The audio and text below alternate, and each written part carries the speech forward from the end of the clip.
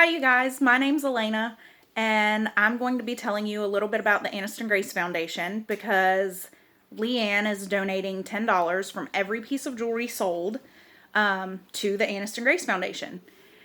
And so the Anniston Grace Foundation was started in August of 2015 after my daughter was stillborn at full term.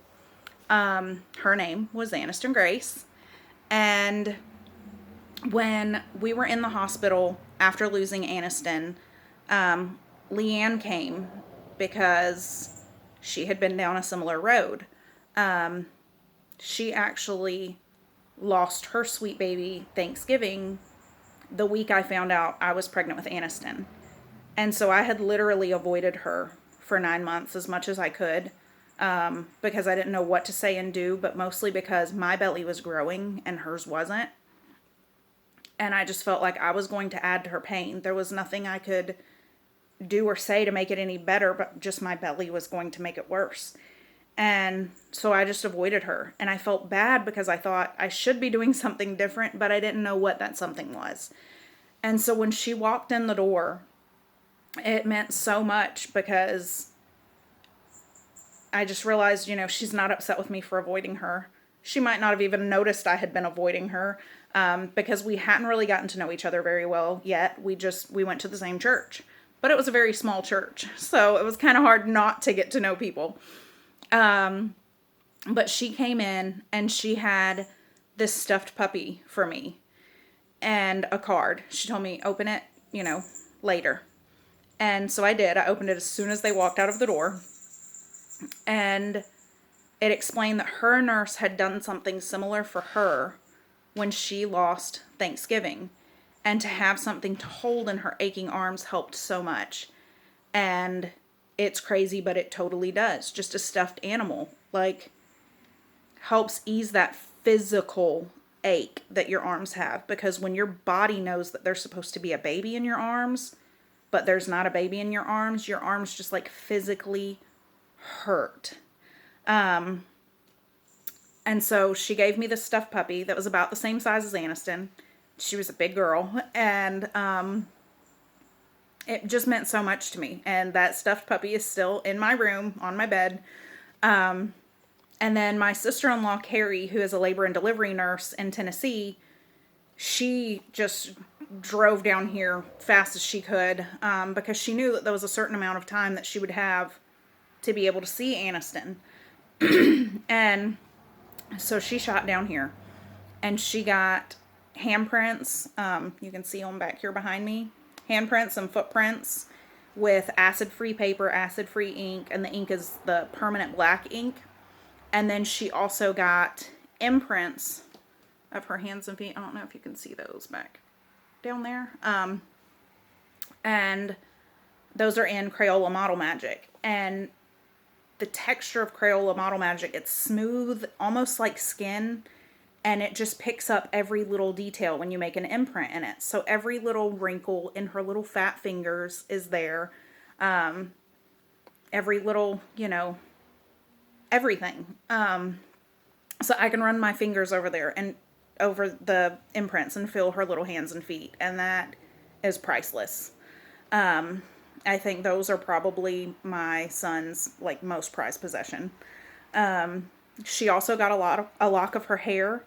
The front of her hair was very short, but she was rocking the mullet, and so Carrie got some curls cut out of the back of her hair. And then my husband also picked up a baby doll. Gage started kindergarten 2 days after Anniston died, and so I was still in the hospital, had just had a C-section, and so Stephen brought him to his first day of kindergarten and made a stop at a Walmart on the way back and got a baby doll because he was just feeling like he wanted to see her going home outfit on something.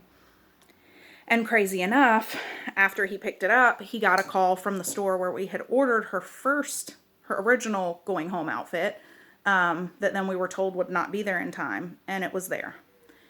And so he had to go pick up this little outfit and explain, we don't get to bring it home on anyone. But he went and got it anyway. And So I was at the hospital with her backup plan going home outfit, and I just wanted to see what it would have looked like on her, or on, a baby. I had laid it out on my bed a million times, and I just wanted to know, what it would look like. But I thought, I'm crazy, and if I tell somebody I want a baby doll, they're going to send me to the psych ward. And so then he got there with this baby doll, and I was like, well, at least I'm not the only one feeling like this. But we agreed we were going to keep it secret because we thought both of us are crazy. And then our nurse saw it, and she said, you're not crazy. Like, if you go to grief counseling, they're going to suggest you get a baby doll. So that's normal. So we said, well, then they should be provided so that parents know they're not crazy. They know that's normal. So we do. So the things that we provide handprints and imprints on acid-free paper and acid-free ink, so they will last forever. I mean, the handprints and footprints I know will literally outlast me. I think the imprints probably will too if taken care of, but those handprints and footprints are going to last forever. We provide a lock of hair when it's possible. The times that I have gone, so far it has not been possible, because full-term stillbirths don't happen very often. But the stuff is there, scissors and Ziploc bag, like the little Ziploc bags, in case it does happen. They're prepared. We also provide a baby doll or stuffed animal, whichever the parents prefer, because even though it seems really taboo, if it's being provided, it's not that weird that you're wanting it. We provide sibling bags because we didn't send any toys for Gage to bring. We thought he's going to get there and have this little sister. And that was not the case. So my mom brought him, and she knew by the time they were on the way, but of course wasn't thinking about, let me grab toys. So he played on people's phones while there, stuff like that. But we want to not only give them something to do, but make them feel validated. Like, you are a big brother, you are a big sister, and you matter, and your hurt matters, and your little brother or sister matters. So we provide them a bag of, coloring stuff, toys, all kinds of stuff that they can do without making a huge mess in the hospital, and things that they can do on their own while parents and grandparents are having to do things like plan a memorial service.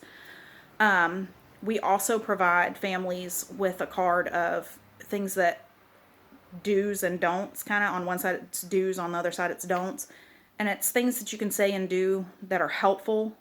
And the other side is things that you shouldn't say or do, because even though you think it's going to help, it's probably not. Things like telling them, God just needed another angel, or your baby was too beautiful for earth.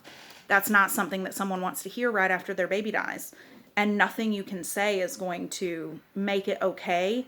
So really just being sorry and being there are the best things you can do. And then we also provide our contact information, because the whole reason we're doing this is not everybody has the support system we did. And if they don't have a good support system, they need one after they leave the hospital too. So they have my cell phone number, Steven's cell phone number, our email, all of that stuff, so that if they need somebody, they can contact us and we'll be their somebody. So those are all of the things that we provide. I don't think I missed anything. And so you buying jewelry is helping this foundation that helps people in our local area every day.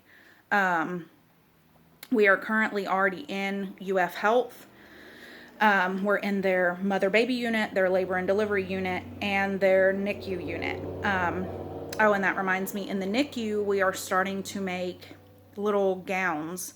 A lot of people make the wedding dress gowns, and while it's very sweet and sentimental, wedding gown fabric is usually very stiff, and it's not something that looks comfortable on the babies. And also, a lot of the parents just feel like, it looks like we're putting a wedding dress on our son.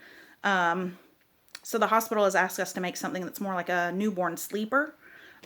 because they don't get to go home, and it would be really nice for them to see what would my baby look like in a going home outfit. And even the micro preemie size at Carter's is not small enough. So my mom is a magician with a sewing machine and is making little micro baby sleepers for the babies that go to the NICU and never get to go home. So we're in those 3 units of UF Health, and we're hoping to be able to be in North Florida Regional very soon. We have just won Charity of the Month from Sun State Federal Credit Union, and we're hoping that with that much financial backing, that was $1,000, we will get their approval to also help them and be able to go shopping and buy them everything they need to get started. And so we will be helping the 2 largest hospitals in North Central Florida. So that's the good you're doing by buying jewelry. So thanks. Have a great day. Sorry this lasted so long. I've literally taken it like 4 times and tried to make it shorter. I just can't make it shorter than 11 minutes apparently. All right, y'all have a great day. Bye.